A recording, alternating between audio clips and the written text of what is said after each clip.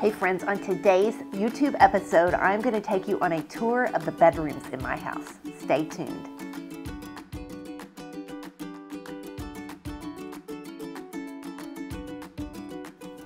Now, I kind of say I have an eclectic, cottage, colorful taste. I can't really put my finger on it, but you're going to see the examples of this in the 3 bedrooms that I have designed in my own home.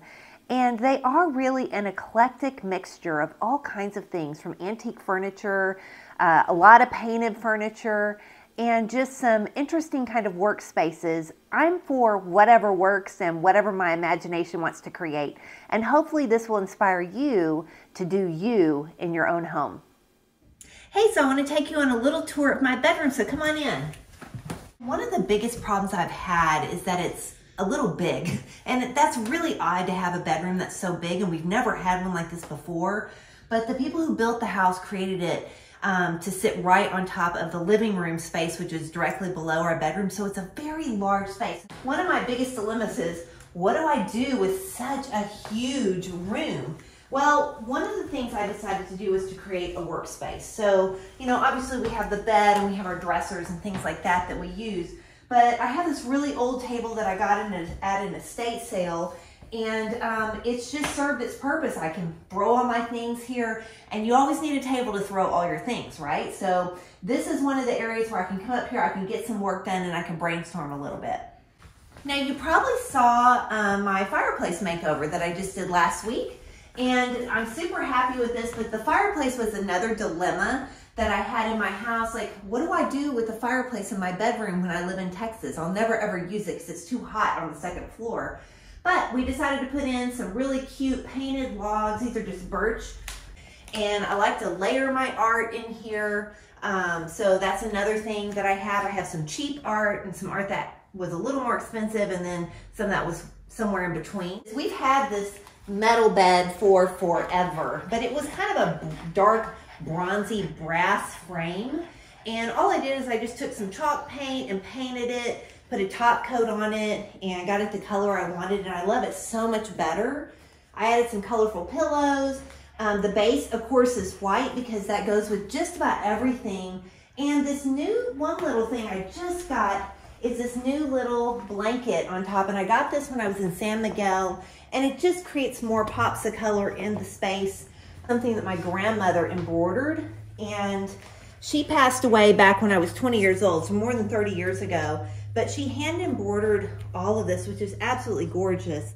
When I got my curtains in here, because we used to have blinds and all they did was collect dust, and I really hated them. They had no color to them, and so getting these blinds with colors on them was kind of a big risk, but I'm really glad that I did, because the blue tends to act as a neutral in the room, and it's kind of the base if I want to layer pinks, if I want to layer greens, if I want to layer yellows. I mean, I can really do anything with this blue, so I'm really happy that I took the risk and did that.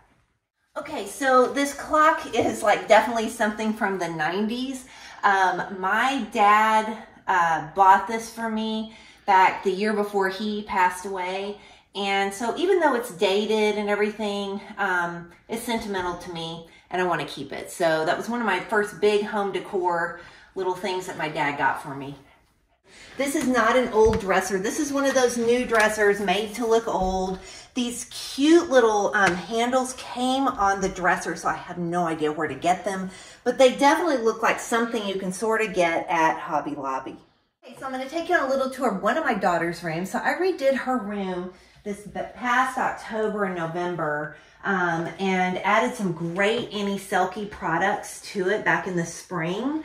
So we have this wonderful pillows, a matching rug that goes with it. This room was the Atomi wallpaper in green. And so this wallpaper actually was up before I decided to decorate with Annie Selke products. So I was just hoping that these products would look okay with the wallpaper, and they do. So I have this antique lamp that was actually red. I got it at Salvation Army, and I spray painted it pink. And I love, love, love it. And I love the lampshades. I'm not changing that. The one thing that's really special is my daughter's artwork.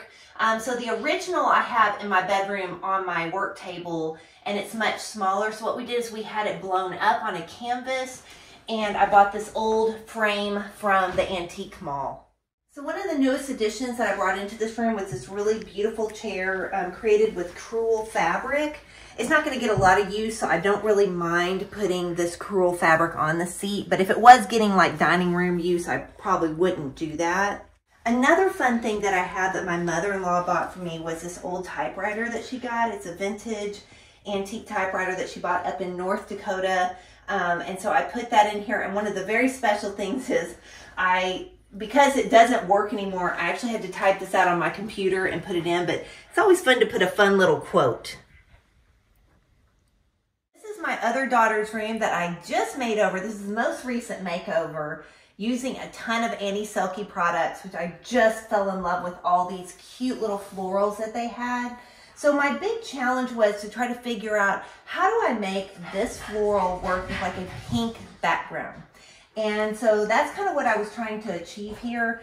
Again, I had already wallpapered in this lobster and pink wallpaper, so I had to figure out what is going to go with the wallpaper. So that kind of drove my design ideas, because I wanted a pink backdrop. And so I was able to introduce some other colors in here. Again, all her furniture is antique, vintage, old. And so beginning with her bed right there, it's a Jenny Lind antique bed, and I just painted it red. And then also the dresser that sits next to it. This dresser I got on Marketplace, and it was brown. It was in terrible condition, so I put a new top on it using some faux leather. I cut it out and just glued it on top because it had peeled away. And that seemed to solve that problem. And then I painted it a great shade of red and then embellished all the little flowers on the side. I took this lamp, which came from Hobby Lobby, painted it red, painted the flower pink, and Stray Dog Designs. I got this amazing lampshade and finial to go with this lamp. And isn't that just the cutest thing? Artwork came from my antique mall. Okay, so I did a settee makeover, and I wanted it to be for this little space because it's a great little nook, but it's not a lot of space.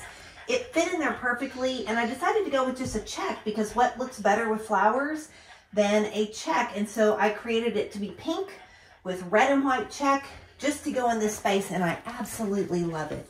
Had this old desk that we actually found on the side of the road on our street. Someone was getting rid of, so I took it and painted it green. And so it's been green for quite a while, and it actually worked in this room, so I left it that. But I redid this mirror. This was my grandmother's mirror, and I just painted it. It had been painted several other colors, and so I'm really, really thrilled with going with the red and pink. And then the last thing is I took this chair, this vintage old chair, I think actually came with my parents' house when they bought it when I was 5 years old. And all I did was painted it at the base of it pink, and then embellished the flowers in red and green, and put a new color velvet seat on it. And it just looks perfect in this room. I hope that this has inspired you to do your own style in your home. Until next week, friends, I hope you have a great one. Talk to you soon.